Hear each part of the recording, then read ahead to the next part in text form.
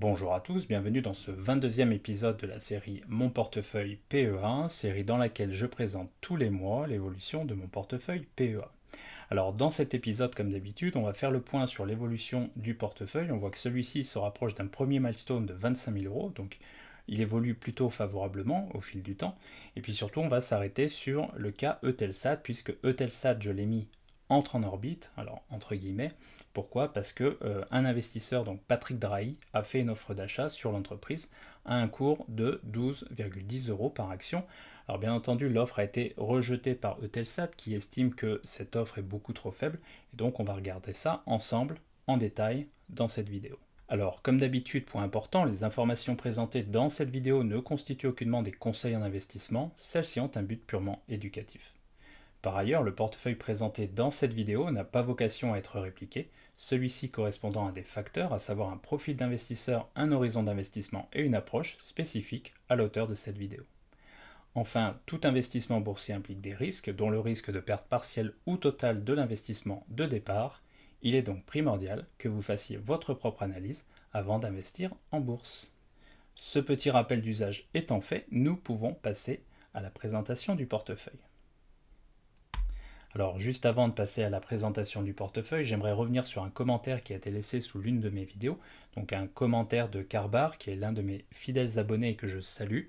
Donc il me pose la question suivante: salut EIP, toujours convaincu de l'action Eutelsat, qui ne fait rien hormis si tu l'as pris pour son rendement, merci. Alors je remercie Carbar pour cette question, j'ai répondu en dessous, on peut le voir ici, hein. J'ai répondu oui, toujours convaincu par Eutelsat. Non, je ne l'ai pas prise pour son rendement, en tout cas pas uniquement. J'attends une revalorisation du titre. Une action peut ne rien faire pendant 4 ans puis faire plus 100% dans l'année. Ce qui compte, c'est le rendement annuel moyen en tenant compte du dividende, bien sûr. Alors je donne un exemple dans ma réponse et je vais vous le présenter ici. L'exemple est le suivant. Imaginons qu'on ait une action qui fait 0% en année 1, 0% en année 2 et 100% en année 3. Bien entendu, cette action offre à la fin des 3 années un rendement annuel moyen de 26% par an. Et c'est ça qui compte lorsqu'on est un investisseur de long terme. C'est le rendement annuel moyen qu'on va obtenir sur une action. Donc ça veut dire qu'une action peut ne pas performer ou peut sous-performer pendant plusieurs années. Ce qui va compter, c'est qu'à la fin de l'horizon d'investissement, cette action nous rapporte un rendement, si possible au moins égal au rendement du marché, mais ce qu'on attend nous de notre côté en tant que stock pickers, c'est plutôt un rendement supérieur au marché. Donc pour Eutelsat, j'expliquais la chose suivante: j'attends un rendement annuel moyen supérieur à 10%. Bien entendu, je peux aussi me tromper. Ça veut dire quoi? Ça veut dire que, bien entendu, c'est pas parce que certaines de mes positions sont gagnantes, voire très gagnantes, que j'aurai toujours raison. Bien entendu, si j'ai raison 6 ou 7 fois sur 10, ça devrait me suffire à engranger des performances, en tout cas un rendement intéressant à long terme. Encore une fois, je précise la chose suivante: ce n'est que mon avis, pas une recommandation. Bien entendu, je ne donnerai jamais de recommandation d'achat ou de vente, ni sur cette chaîne, ni sur mon site internet. Alors bien entendu, depuis ce message qui remonte à 3 semaines, il s'est passé pas mal de choses sur Eutelsat et je vais en parler dans la suite de la vidéo, puisque le cours est passé d'environ 9 euros à 12,40 € au moment où je tourne cette vidéo. Donc une hausse très importante, je vais en reparler dans la suite de la vidéo. Alors ça veut dire quoi? Et c'est ce que j'ai mis en titre ici. Ça veut dire que lorsqu'on est un investisseur de long terme, il est toujours préférable de préférer la gratification à long terme plutôt que la gratification immédiate. Alors je sais que j'ai beaucoup de jeunes investisseurs parmi mes abonnés. Mon message à ces jeunes investisseurs est le suivant: lorsqu'on est un jeune investisseur, il faut être capable de se projeter à long terme, ça veut dire à 5 ans, 7 ans, 10 ans ou plus. Et donc, bien entendu, si une action ne performe pas bien pendant 1 an ou 2, ce n'est pas la fin du monde. Bien entendu, il faut toujours revoir ses fondamentaux. Et puis surtout, il faut essayer de voir quel peut être le catalyseur qui peut relancer l'action, ou en tout cas faire remonter le cours de l'action. En l'occurrence ici, le catalyseur, c'est une tentative de rachat de la part de Patrick Drahi. Je vais en parler juste après. Alors on va passer à la suite de la vidéo et donc je vais vous présenter la composition de mon portefeuille donc au moment où je tourne cette vidéo. Donc on est sur une valorisation totale de 24 045 €, on a dépassé pour la première fois les 24 000 €. On voit que le solde d'espèces est de 518 euros, ce qui veut dire que je n'ai pas beaucoup de liquidités pour le moment. J'ai pas mal utilisé ces liquidités pour renforcer mes positions, comme on va le voir juste après. Au niveau des différentes lignes, on voit que Prosus représente toujours la première ligne du portefeuille et très largement puisque la valorisation est de 6 500 euros. Donc ça représente, vous voyez, 27,7% du portefeuille. Et puis on va retrouver ensuite les lignes Total Energy, Danone, Renault, Eutelsat Communications qui est en train de bien remonter puisqu'on voit ici que ma ligne est en plus-value latente de 13,7%. On se souvient que la ligne était en moins-value latente tout au long de l'année, en tout cas depuis le début de l'année 2021. Donc l'idée pour moi, ce sera de continuer à renforcer certaines lignes, comme je l'ai fait au cours du mois de septembre, et puis ce sera potentiellement de trouver éventuellement d'autres entreprises, d'autres opportunités pour pouvoir compléter mon portefeuille. Bien entendu, si Eutelsat est racheté à un cours supérieur à 15-16 euros, je serai vendeur sur le titre, bien entendu, et puis je pourrai réinvestir à ce moment-là ces liquidités sur d'autres opportunités. Alors, au niveau des faits marquants du mois de septembre 2021, on voit que le rendement mensuel du portefeuille est de moins 0,3%. Donc, globalement, un portefeuille qui n'a rien fait au cours du mois de septembre, mais ça ne me dérange pas. On est un investisseur de long terme, on le reste. Et puis, au niveau des prises de position, donc toujours pour septembre 2021, j'ai renforcé mes lignes Prosus, BIC, AB InBev, Nikon, et puis j'ai réalisé 2 ventes partielles, on va le voir, sur le titre Inat Pharma. Alors, c'est ce qu'on va regarder tout de suite en détail. Donc, je reviens ici sur les mouvements du mois. Donc, Prosus, j'ai renforcé ma ligne de 14 actions, on le voit ici. J'ai désormais 90 actions Prosus, valorisées 6 507 euros. Et on voit ici que ça représente un peu plus de 27% du portefeuille désormais. J'ai une très forte conviction. Je pense que Prosus, et donc au travers de Prosus, Tencent Holdings, est un très bon investissement à long terme, en tout cas à ce prix. Et donc, ma conviction m'a poussé à prendre une très grosse position sur le titre Prosus. C'est un titre que je compte garder de nombreuses années. Alors on peut voir également que j'ai renforcé ma position sur BIC, donc BIC qui est revenu chercher la zone des 47-48 euros. Alors je m'attendais à une contraction du cours, à une consolidation du cours dans la zone potentiellement 47-51 euros. J'en avais parlé pour ceux qui n'ont pas Twitter sur Twitter, et en pensant justement qu'on aurait un courant acheteur dans cette zone. Bien entendu, je fais partie du courant acheteur, c'est-à-dire que de mon côté, je renforce dans cette zone, et donc j'ai augmenté ma position de 4 actions. BIC est une société avec zéro dette, avec de la trésorerie, je pense environ 250 millions de trésorerie au moment où je tourne cette vidéo. C'est une entreprise qui est censée augmenter légèrement sa croissance du chiffre d'affaires au cours de l'année. Et puis c'est surtout une entreprise très bien positionnée sur les pays émergents. Et donc lorsqu'on aura une reprise sur les pays émergents, c'est un titre qui pourrait très bien performer. De mon côté, je pense que BIC pourrait retourner chercher les 80 euros d'ici quelques années. On verra si j'ai raison, bien entendu. Je peux me tromper. De mon côté, je pense qu'en termes de valorisation, BIC n'est pas correctement valorisé par le marché. Et donc, je pense que à terme, BIC pourrait retourner chercher ces 80 euros, notamment poussé par quoi? Par le programme de rachat d'actions de la société. Voilà, donc j'ai renforcé ma position sur BIC pour les raisons que je viens de présenter, et puis j'ai également renforcé ma position sur AB InBev pour des raisons différentes cette fois, tout simplement parce que, encore une fois, on a une consolidation du cours en dessous des 50 euros, donc c'est pareil, c'est une consolidation que j'attendais de mon côté pour pouvoir renforcer ma position sur AB InBev. C'est ce que je fais maintenant en pensant qu'on a potentiellement, en tout cas qu'on est potentiellement en train de faire un double bottom sur le titre. Donc on le saura dans quelques mois, mais c'est en anticipation que j'agis ici.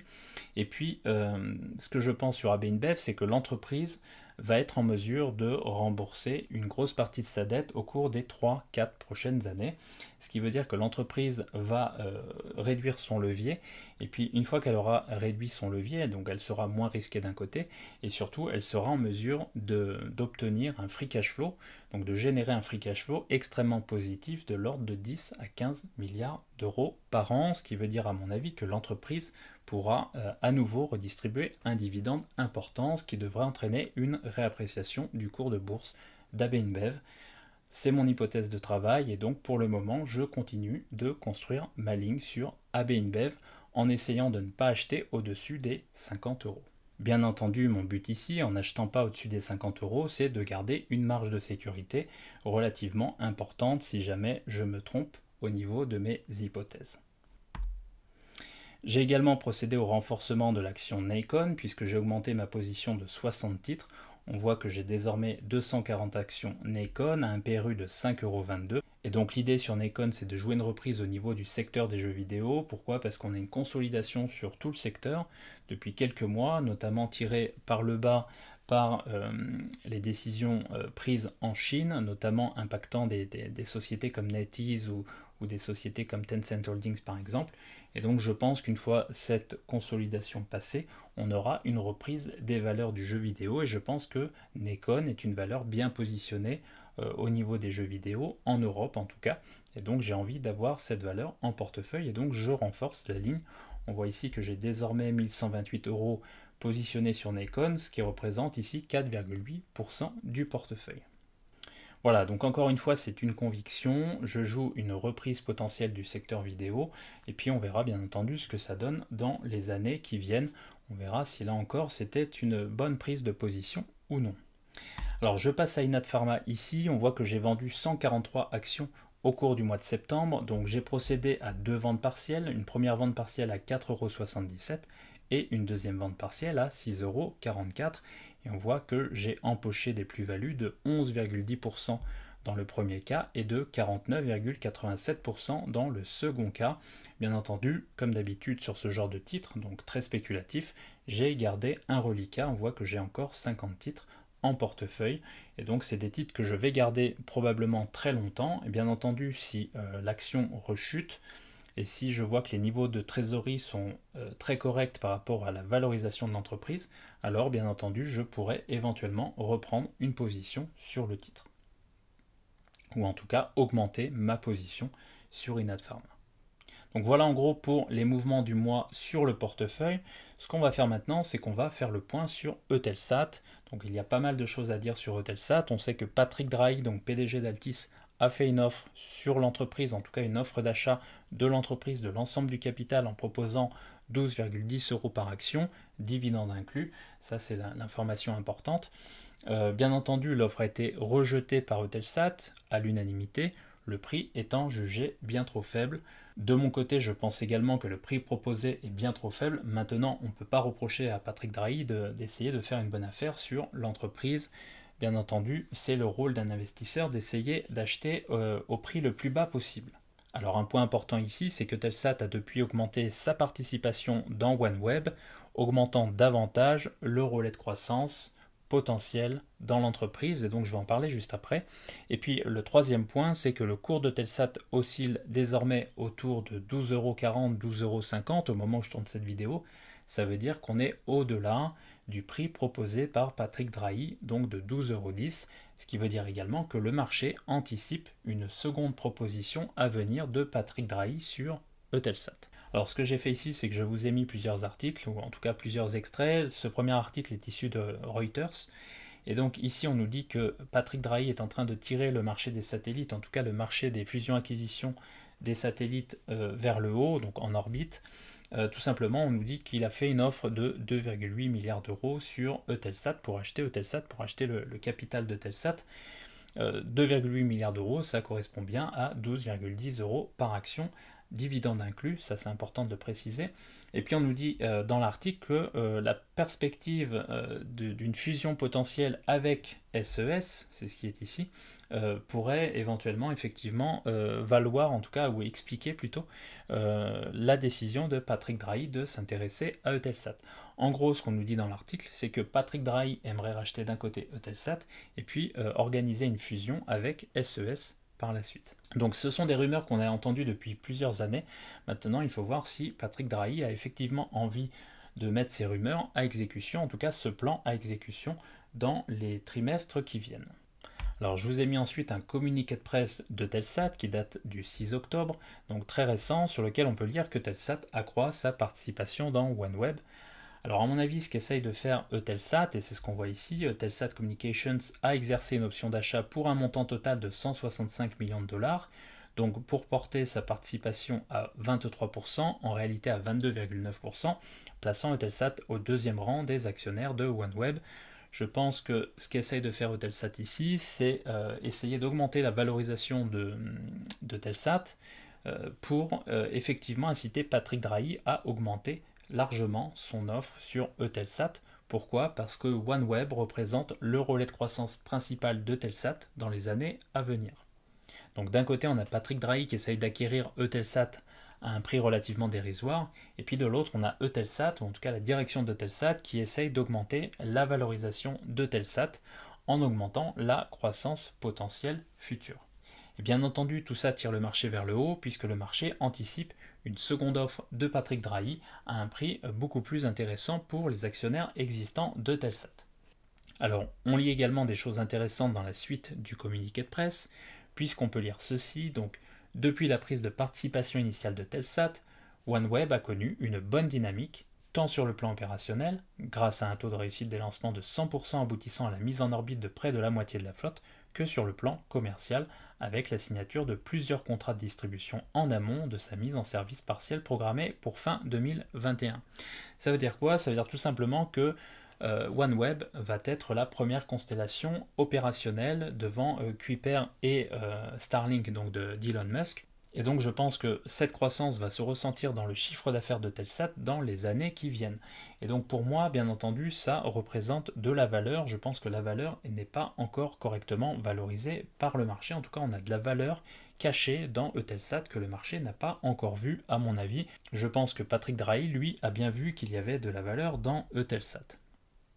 Alors on peut voir également ici qu'une fois l'option d'achat exercée et la finalisation d'investissement réalisé par Hanwha, donc Hanwha c'est une société sud-coréenne qui a également investi dans OneWeb, on peut voir que Telsat détiendra 22,9% du capital de OneWeb, ce qui en fera le deuxième actionnaire derrière Bharti.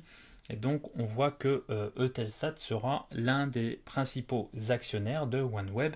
Et donc cette prise de participation, en tout cas cette participation importante, va contribuer à l'expansion du chiffre d'affaires et du résultat net de Telsat dans les prochaines années, j'en suis convaincu. Alors de mon côté, j'ai posté 2 tweets sur le sujet. Dans le premier tweet, j'expliquais qu'en prenant en compte la participation dans OneWeb et en gardant à l'esprit que Telsat est une cash machine, toute offre inférieure à 15 € par action me semble irrecevable.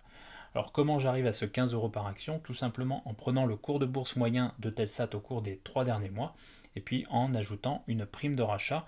Alors généralement sur ce genre d'offre d'achat, on a des primes de 25 à 30% en moyenne, mais on peut avoir des primes allant jusqu'à 70 ou 80% dans quelques cas. Et donc de mon côté, je pense que en prenant en compte le cours de bourse des 3 derniers mois, donc d'environ 10 €, et puis en ajoutant une prime de 50%, pourquoi? Parce que la valeur est très décotée d'un côté, et puis parce qu'on a un relais de croissance avec OneWeb de l'autre, je pense qu'une offre raisonnable se ferait aux alentours de 15 €.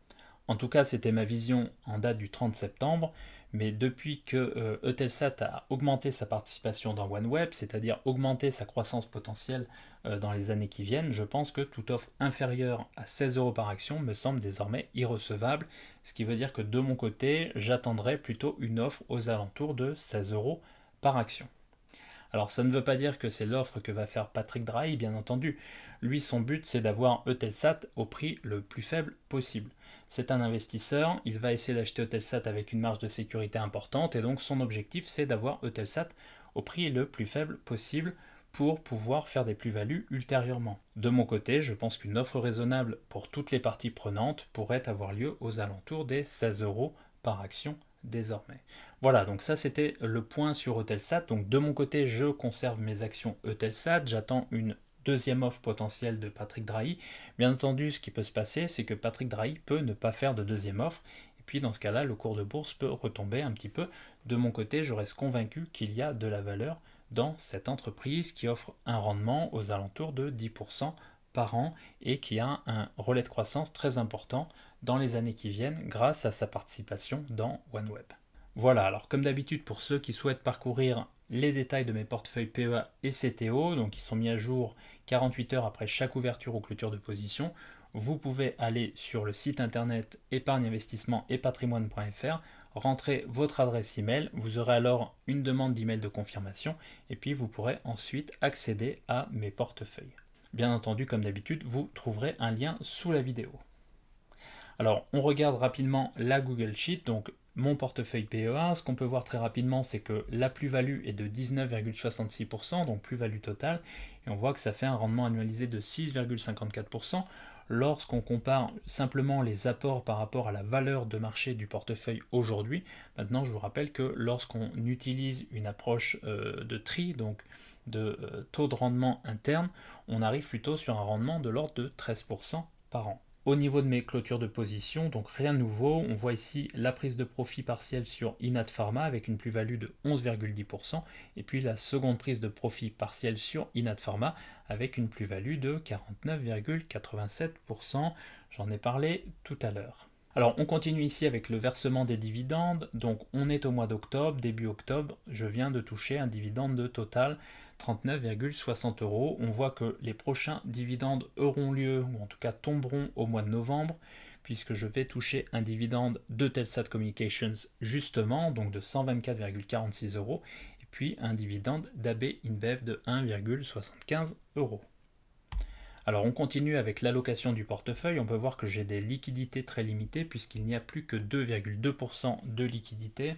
Je vous rappelle que l'idée lorsqu'on a un portefeuille comme ça, c'est d'avoir éventuellement des réserves sur un livret A pour pouvoir éventuellement remettre des liquidités sur son portefeuille si jamais le marché venait à corriger fortement. Alors dans mon cas, j'ai 2,2% de liquidité pour le moment. On verra bien entendu si on a une offre supérieure sur Eutelsat, donc dans la zone 15-16 € éventuellement, auquel cas je serai probablement vendeur sur le titre, c'est-à-dire que je récupérerai probablement tout ou partie de mes liquidités qui pourront être réinvesties ailleurs. On voit par ailleurs que Prosus représente désormais 27% du portefeuille, un peu plus de 27% du portefeuille, donc très forte exposition à Prosus. Là encore, c'est une conviction forte que j'ai. Je pense que Prosus peut surperformer le marché dans les années qui viennent, et c'est pour ça que je suis surexposé sur le titre dans mon portefeuille PEA. On voit que Renault représente désormais 7,7% du portefeuille, donc on a une belle correction sur Renault. C'est pareil, Renault pourrait faire partie des lignes que je pourrais renforcer, peut-être un cran plus bas.